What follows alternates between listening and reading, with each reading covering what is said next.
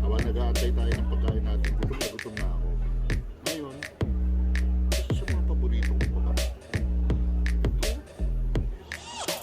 What's atin mo? Ng MFK.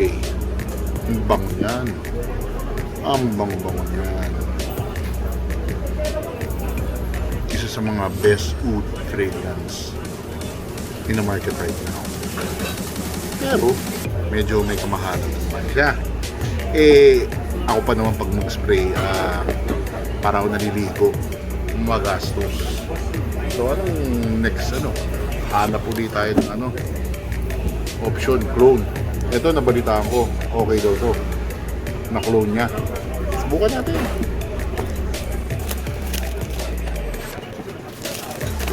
Paano mo? Paano mahal mo?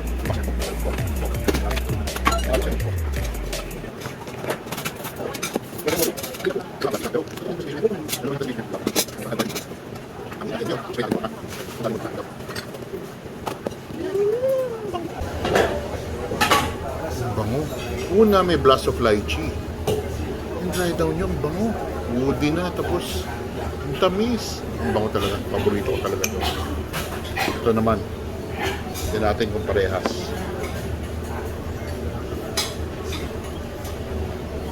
Oops, wala pa. Ayun, lumabas na.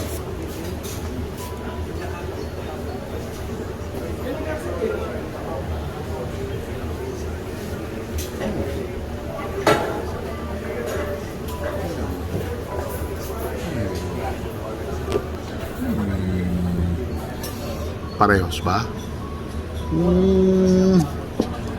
May natin.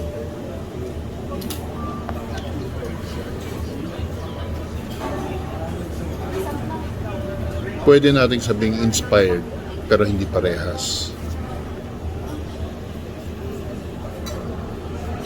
Nandun yung, ako naaamoy ko. Nandun yung lychee, pero very faint. Mahina. Hindi kagaya dito talagang blast. Dito sa oud sa atin.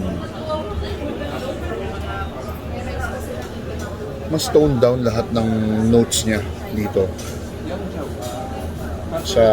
Pero pwede na. Pwede na. For that price, pwede na. Kaya ako, ito.